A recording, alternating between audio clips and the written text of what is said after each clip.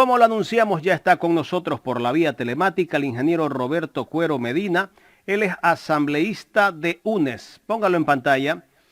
Vamos a hablar sobre juicios políticos retenidos en la asamblea, tanto el de Pablo Celi y el de Richard Martínez. ¿Cómo está, asambleísta? Buenos días, un gusto tenerlo aquí en Ecuador en directo. ¿Cómo está, Jaime? Un saludo cordial. Buenos días a usted, a su teleaudiencia ahora y a todos los Gracias. ciudadanos, ¿no? A ver, ingeniero, en la asamblea vemos que hay preferencias para ciertos casos de juicios políticos. El juicio al contralor Pablo Celi tiene ya algún tiempo allí que se habla del juicio, pero no se da ese juicio político. El otro juicio político es el de Richard Martínez y hay otro todavía, si no me equivoco, el de el exministro de Energía, René Ortiz. ¿A qué se debe esto? ¿Más importante es el juicio político al defensor del pueblo que estos juicios? Jaime, usted coloquialmente ha graficado bien lo que está pasando en la Asamblea, lamentablemente. Mire, nosotros hemos sido como bancada, primero respetuosos de que los cuerpos colegiados elijan a sus autoridades. En ese sentido, particularmente la bancada de UNES y dentro de la Comisión de Fiscalización, que somos 3 miembros de la bancada de UNES, ¿sí? Votamos abstención en la presidencia, o más bien en la elección de la presidencia del señor Villavicencio, pero hemos respetado como el que más que él es el presidente de la comisión y por ende, pues de una u otra manera, él marca la agenda de esta comisión. Le hemos dicho también enfáticamente, con mucho respeto, que hay cosas importantes y urgentes y hay cosas que son importantes y otras que son urgentes. Lo que tenemos que evacuar son las cosas que son urgentes e importantes. En ese sentido, hay juicios políticos, como por ejemplo el caso del juicio político del ex ministro de Energía, René Ortiz, que prescribió, está por fenecer, o sea, los plazos terminaron. Entonces, esto debió haberse ejecutado. Otro tema que es de vital importancia para la ciudadanía es justamente el juicio que usted bien manifiesta. El juicio para el contralor Pablo Celi. Acuérdense en este señor que se convirtió en inquisidor de los revolucionarios, inquisidor de toda la gente que trabajó en el gobierno de Rafael Correa, perseguidor, y oh sorpresa, ¿no? Se vuelve a mantener esta máxima de cada ladrón juzga por su condición, ¿no? Miren dónde está y miren la situación en que está.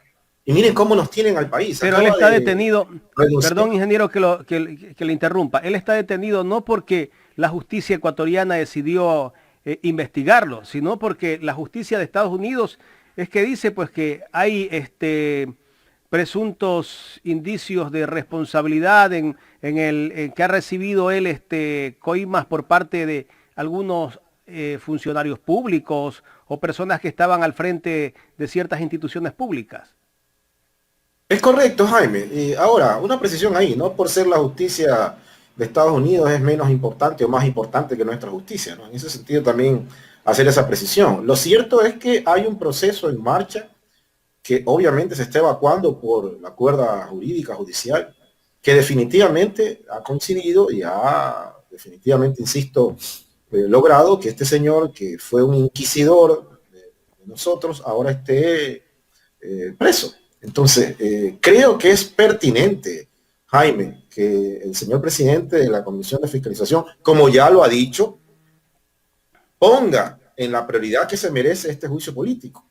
Hacemos la comparación con el tema del juicio al señor Carrión. Inmediatamente quieren activarse para el juicio del señor Carrión. O sea, evaluaremos las pertinencias y la viabilidad de estos juicios. Pero primero, lo primero, Jaime, quien mucho abarca, poco aprieta, por otro lado. O sea, lo vemos al señor presidente de la Comisión de Fiscalización paseándose por todos lados en el país y diciendo que va a llamar a este, al de acá. O sea, el señor Villavicencio ya no es un periodista de investigación, no es un denunciólogo. El señor presidente de la Comisión de Fiscalización es eso, asambleísta y presidente de una de las comisiones más importantes del país y en ese sentido debe asumir ese rol, estimado Jaime. ¿Por qué no se le da supuestamente paso al juicio al contralor Pablo Celi? ¿Cuáles son Mire, los mire argumentos? Jaime, ¿Por qué no ahí se lo hay algunos ejecuta rápido? argumentos. Mira, ahí hay algunos argumentos.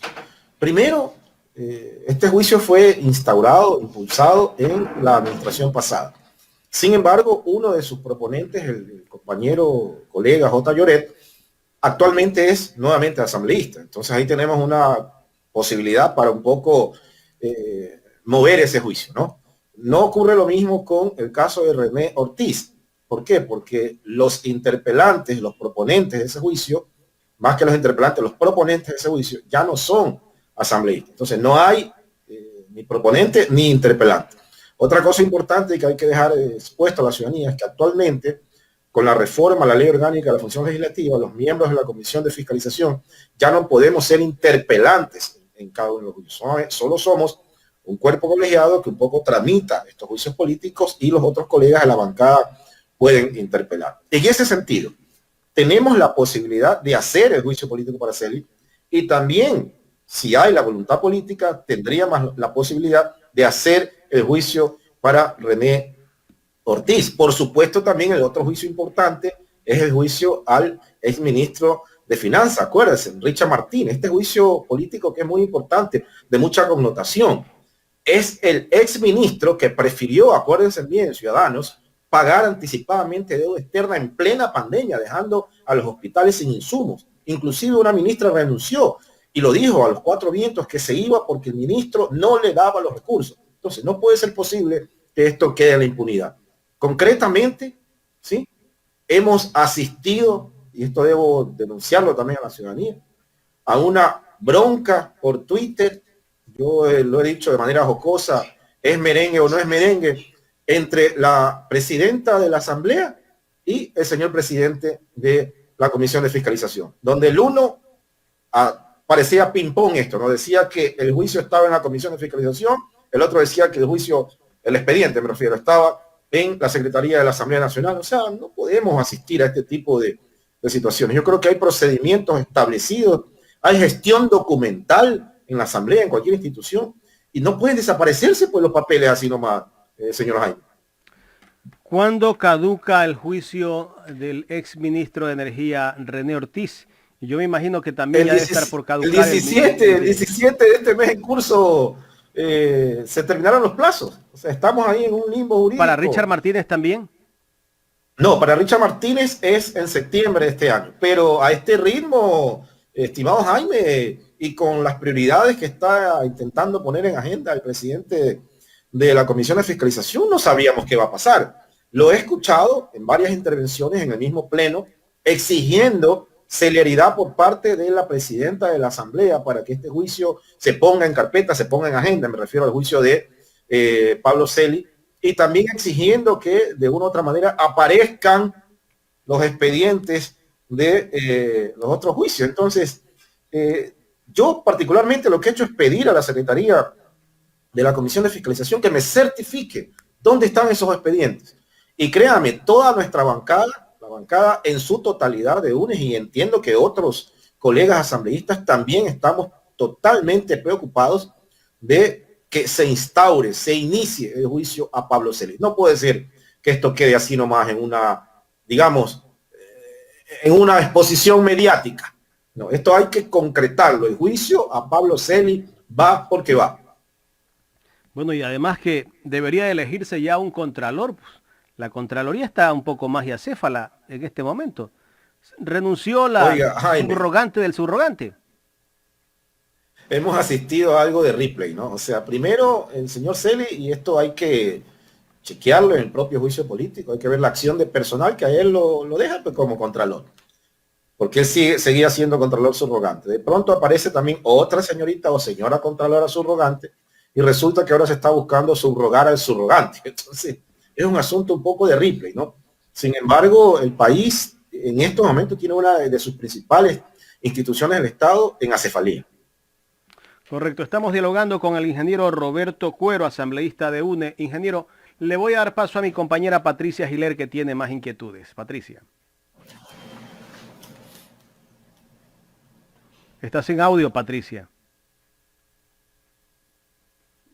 Nuevamente, ¿cómo está? Un gusto saludarlo. Sí, ahora... ¿Cómo está, Patricia? Buenos días. Nosotros escuchamos que la Asamblea tenía muchas cosas retrasadas, la Asamblea anterior, ¿no? O sea, muchísimas cosas retrasadas.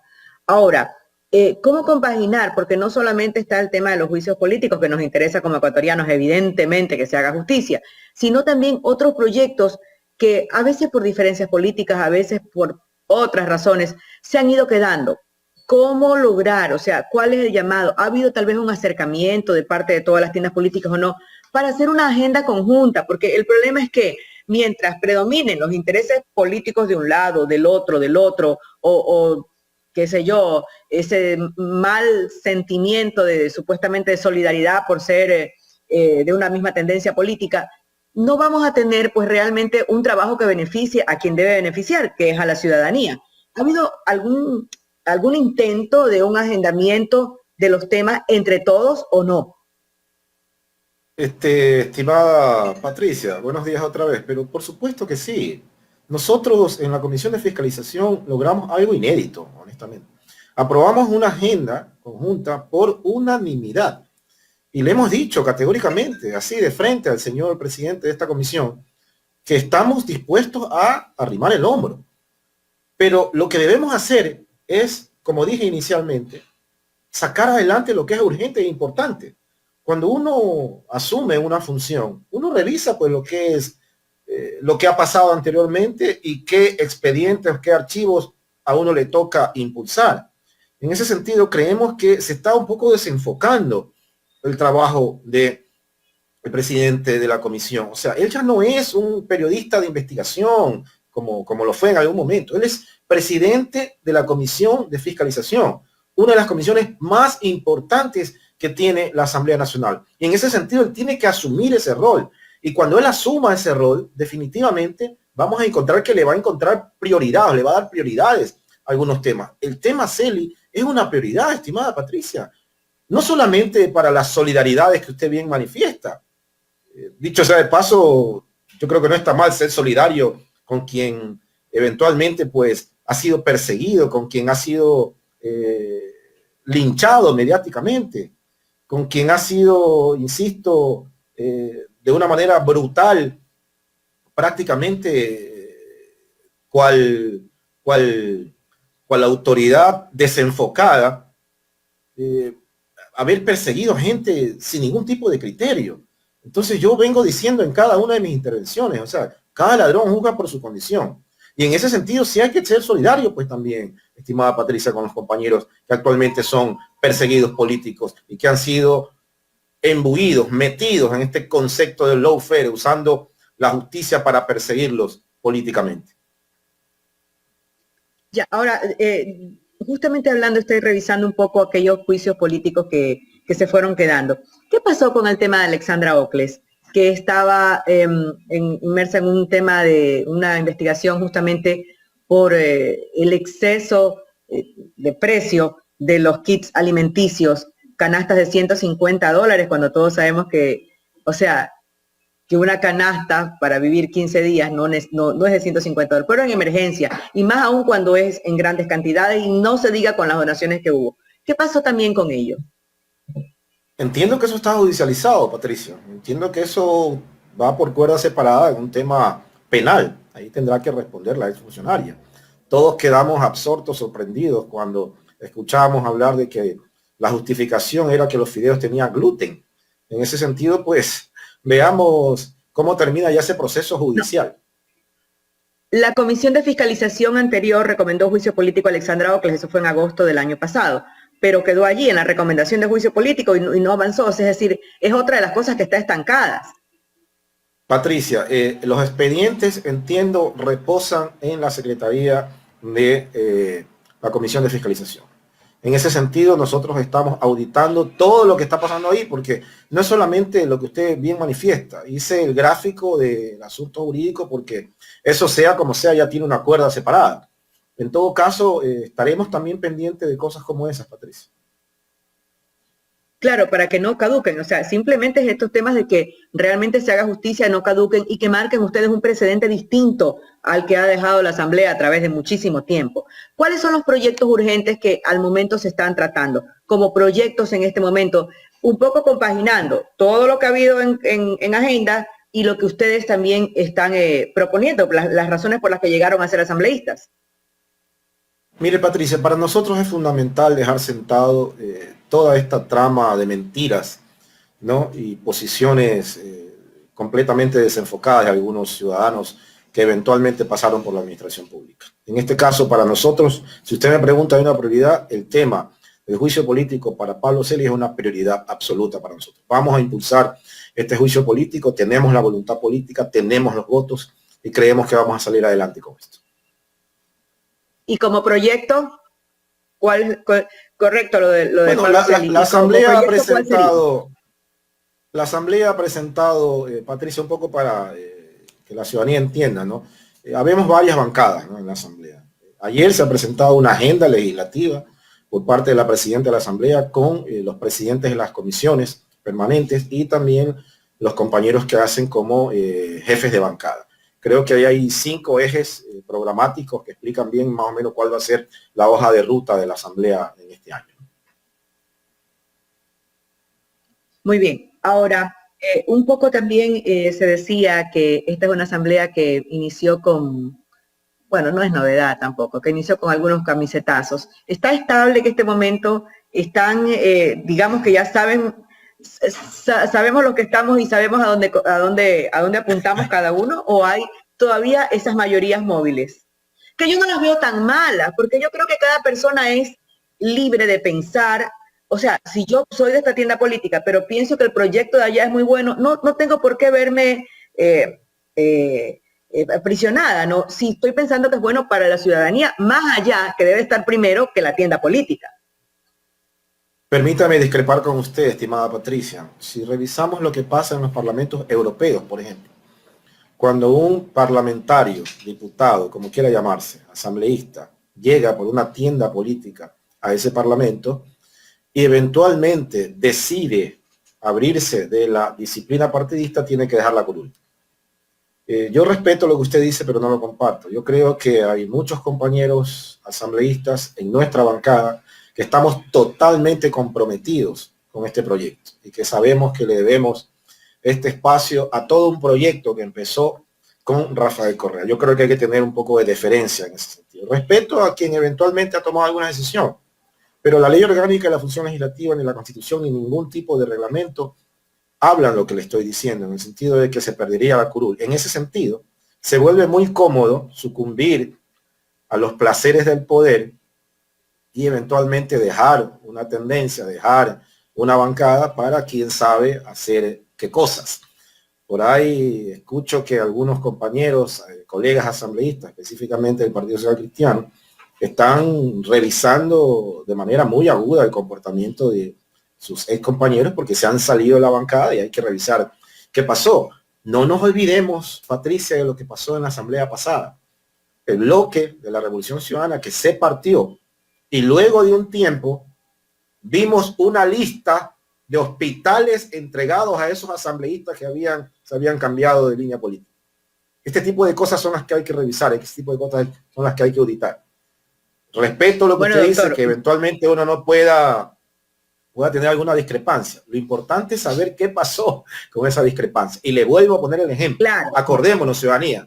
Acordémonos lo que pasó en la asamblea pasada. Lo que pasa, doctor, es que usted está aplicando el refrán de piensa mal y acertarás, que es muy cierto, sobre todo en política. Pero yo me refiero a temas como, por ejemplo, le voy a poner un ejemplo, el tema del aborto, ¿no? Que puede ser que una tendencia política haya decidido una postura, pero por convicción personal alguien no haya estado de acuerdo. Me refiero a ese tipo de cosas donde las convicciones personales realmente, o sea, uno tiene que ser fiel con uno mismo primero, donde las convicciones personales son más importantes, son los principios de cada ser humano. A eso yo me refería cuando decía que, bueno, o sea, yo no veo mal que alguien de pronto en un proyecto político pueda discrepar con su tienda política, más allá de lo político en el tema de los valores, doctor. De acuerdo con usted en ese sentido, Patricia, lo que se llama, o lo que usted está graficando, se llama objeción de conciencia. Y hay mecanismos, obviamente, para aplicar ese tipo. No sé, mandar a su alterno, si no está de acuerdo con esa votación, votar abstención, votar blanco, votar nulo, pero no irse de la bancada y cambiarse de camiseta, pues esa no es la salida, ¿no? En todo caso, Patricia, respetando como el que más su criterio, le dejo nuevamente establecido que en otras latitudes del mundo, cuando eso sucede, se pierde la curul. Bueno, doctor, esperemos que en todo caso aquí, o sea, a través del diálogo se logren realmente cosas que no se han logrado en otras asambleas. Esperemos, todos tenemos la expectativa de que nos vaya mejor. Hemos pasado por una experiencia muy dura que es la de la pandemia, como en este momento, para ponernos como seres humanos realmente a pensar, a ser egoístas, ¿no? Viendo lo que ha pasado en el mundo entero. Jaime. Gracias, Patricia. Para culminar esta entrevista, ingeniero Roberto Cuero, justamente ayer entrevistaba a un asambleísta de Creo, al arquitecto Juan Fernando Flores, y le preguntaba sobre esto de que hay muchos asambleístas que se están yendo a la bancada del oficialismo, y él me indicaba que se van porque ellos han tomado una decisión. Yo creo que, bueno, no, ellos se cambian de un partido a otro no solamente porque me cae bien ese partido. Debe ser que haya alguna otra cosa más allí. Esperemos, Jaime, que haya solamente esa intencionalidad de que le atrajo más el color blanco y azul y ya no el amarillo. Esperemos que eso sea. Yo quiero ser respetuoso de la voluntad individual, pero de manera colectiva y basados en experiencias anteriores, es complicado cuando esto pasa, Jaime. Hay que dar un mensaje de consistencia, hay que dar un mensaje de principios, y yo creo que este tipo de cosas siempre, lamentablemente, traen una cola adicional. ¿El bloque de UNES ha tenido solo una baja? Sí, en realidad es una baja. Un compañero, digo compañero porque es colega todavía asambleísta, compañero Pancho Francisco León.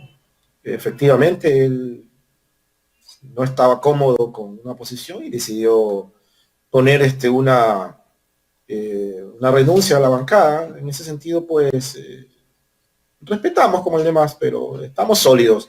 Las 48 voluntades que estamos aquí, estamos sólidos. ¿Y con qué línea está votando él? Él vota con nosotros, déjeme decirle. La gran mayoría vota con nosotros, ¿no? Entonces, veamos qué pasa a veces ahí. ¿Incluido Francisco ¿Perdón? León? Francisco ha votado con nosotros después de que se alejó del bloque. Después de que se alejó del bloque, sí. En varias cosas.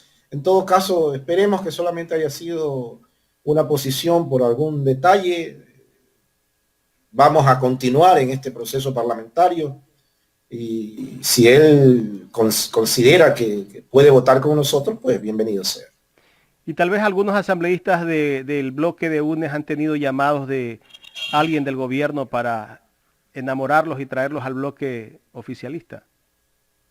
Yo puedo hablar por mí, Jaime. A mí nadie me ha llamado, pero sí he escuchado rumores de que se han alzado los teléfonos para eventualmente hacer convencimientos, ¿no?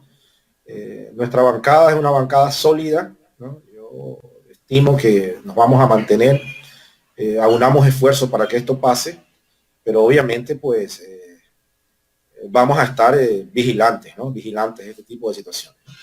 El más afectado ha sido el Partido Social Cristiano, porque ellos incluso están tratando de pedir un juicio político para el ministro de Gobierno. Mire, Jaime, vimos una entrevista, todos nos quedamos absortos, una entrevista de la señora vicepresidenta de la Comisión de Fiscalización, la colega apellido Cordero, una entrevista en Ecoavisa que fue tendencia en Twitter con memes y todo, donde ella decía que, bueno, que ella ya esperaba lo que pasó, al menos con los señores del Partido Social Cristiano, porque esas conversaciones habían estado desde hace algún tiempo. Entonces, ese tipo de cosas yo creo que no son saludables para la democracia, no son saludables para la institucionalidad, no son saludables para una disciplina partidista. En ese sentido, pues, lo que respecta a nosotros, estaremos vigilantes, tratamos permanentemente de tener esta cohesión que se necesita. No se puede decir que todos estamos de acuerdo en todo, porque somos 48 voluntades, 48 cabezas, 48 cerebros, 48 corazones, pero siempre buscamos tratar de que nuestra votación sea sólida, que nuestra votación sea coherente con nuestros principios, con nuestra formación, y por supuesto siempre estamos buscando la cohesión del grupo, ¿no? Ingeniero, quiero agradecerle por haber aceptado este diálogo aquí en Ecuador en Directo. Gracias a usted, Jaime. Un saludo cordial a Patricia también. Gracias al ingeniero Roberto Cuero Medina, asambleísta de UNES.